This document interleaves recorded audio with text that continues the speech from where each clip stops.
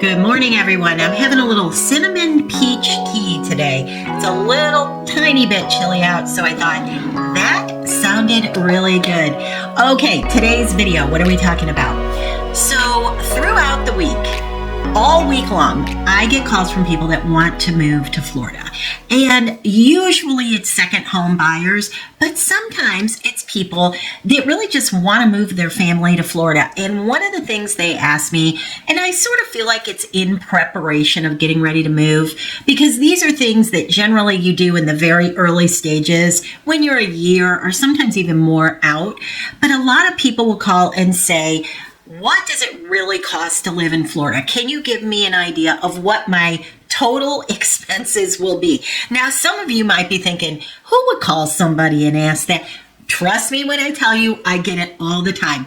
What would my total expenses be? And for me, as a real estate agent, I can only speak to the housing, sort of definitively. Well, okay, if you buy this house for $500,000 and you put 20% down, here's what your payment will be based upon the pre-approval you gave me with the interest rate that you are saying that your lender gave you.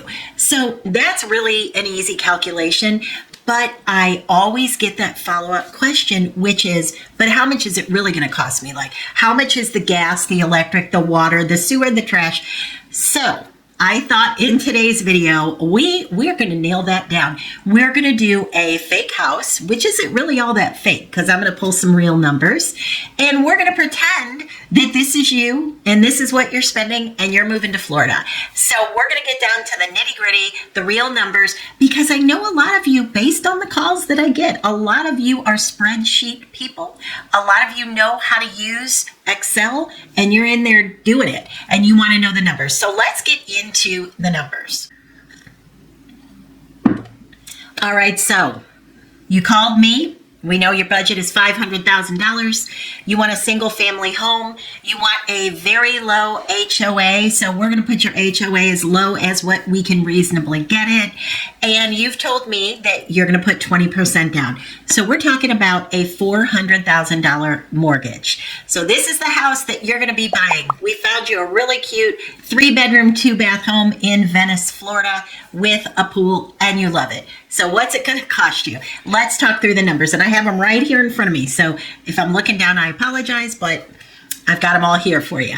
All right, so let's say the house you're under contract at $500,000. You're putting $100,000 down, so we have a $400,000 mortgage at 7.8% interest.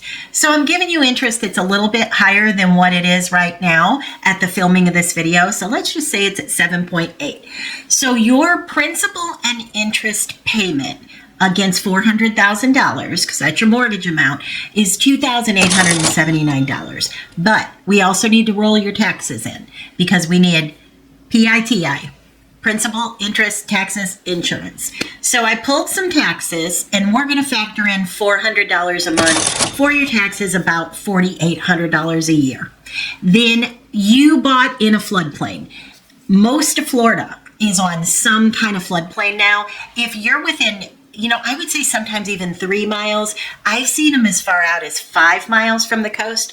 Now you might think, how the heck am I going to have to pay flood insurance if I am 5 miles from the coast? Well, because you might have an elevation, which, is just basically the lay of the land. If it's, it's flat in Florida. So if it's lower lying area, like in Golden Gate Estates, for example, in Naples, you can be you'll be 45 minutes from the coast, but you're in a floodplain. So it really is all determined by that elevation. And then, of course, the flow of water, where a creek may be, any of those kind of things can influence that.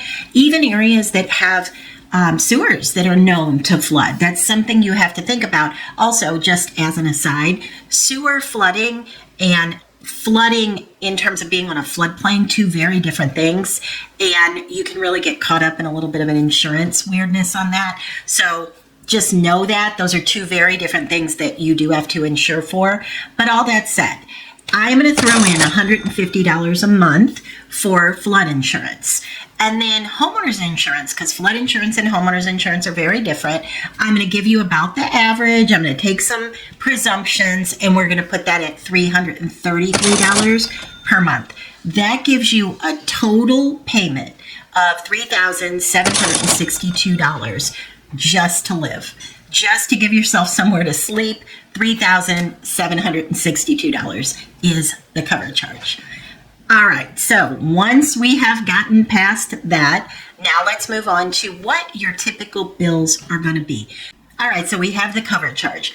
We talked a little bit about HOA. So I'm going to bring your HOA in like very, very, very low at $1,200 for the year, which is hard to find.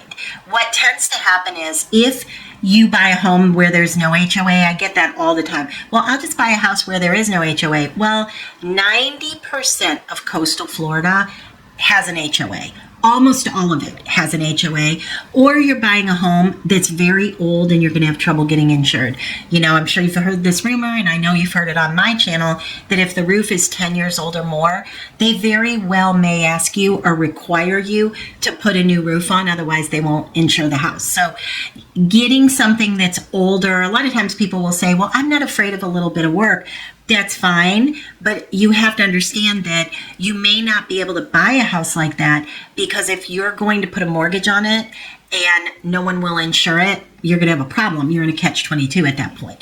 So I'm going to give you a reasonable HOA just simply to cover the grass cutting. So that's basically all we've got in terms of amenities. They're going to cut the grass for you. So we're going to add that in at $100 a month.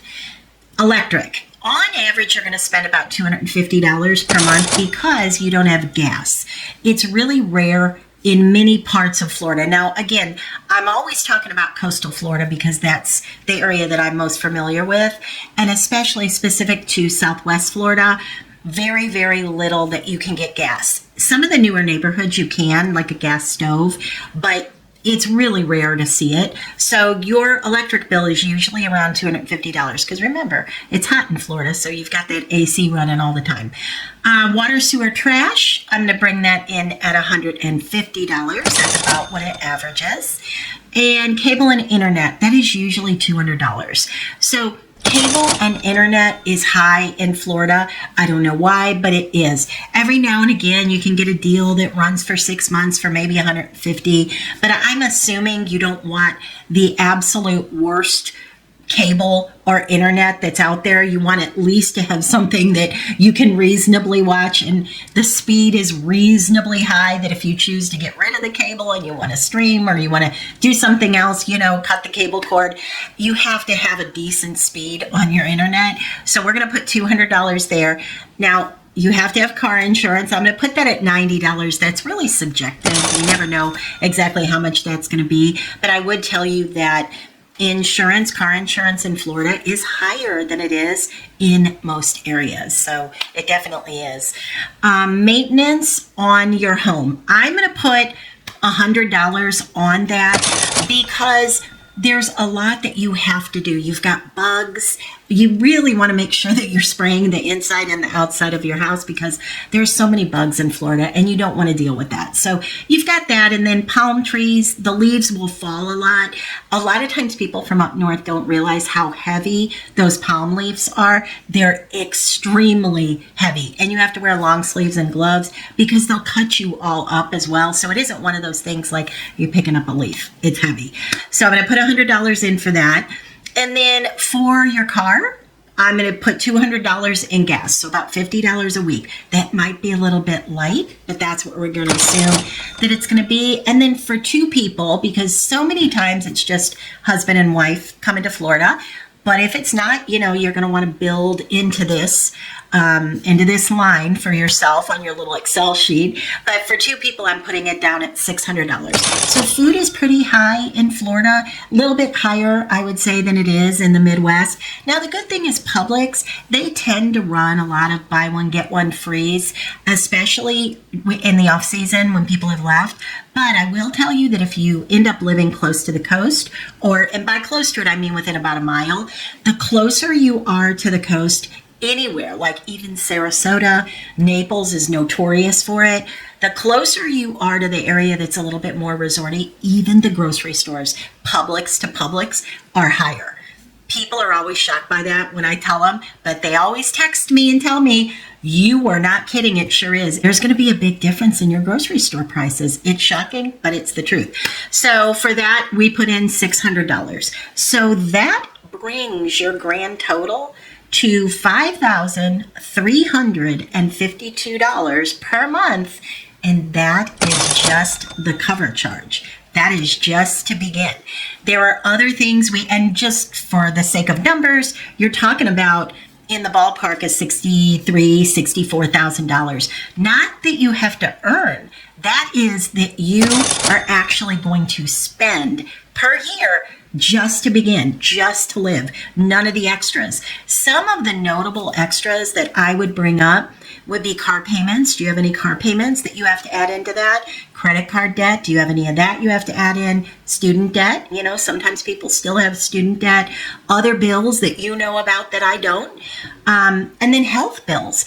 Health is not cheap in Florida either. So hopefully you have really good insurance that you're bringing with you that will translate into Florida, because Florida Blue is not cheap. You know, I'm self-employed, so I have to pay for my own health insurance, and it is through the ceiling. I'm just going to give you the number because we're transparent here. But me personally, to pay for myself and my husband with Florida Blue, it is $1,458 per month. That's how much it is. And it's not an option to say, I'm not going to have health insurance, because that will be the exact minute that some catastrophe happens. And I know there's things people can do with health insurance. Some people are willing to try out different things. You know, I know there's lots of different ways to get health insurance, but it might not be that good. And that's one of those, that's a dice roll I'm not willing to take. But all of that, if you add that up, I would say that you could easily say that will be about $70,000 in total. By the time you've actually lived, you've actually spent what you normally spend, you go out to dinner every now and again, because we have real hard numbers at somewhere between $63,000 and $64,000. So that gives you at least something, like I always say on my channel, I'm never trying to tell you don't do this. I'm never trying to tell you don't come to Florida. I mean, I love Florida, but you should go to Florida eyes wide open and know, okay, I've got to be prepared for this. And if you are, then you can make better decisions moving forward. So I hope that helped. Let me know your thoughts. I'd love to hear what your bills look like. You know, is that about the range that you're running in your home state? Or maybe you're in Florida and that's about what you're doing right now. So anyway, let me know your thoughts down below in comments. I read all of them, and I'll see you in the next couple days for another video.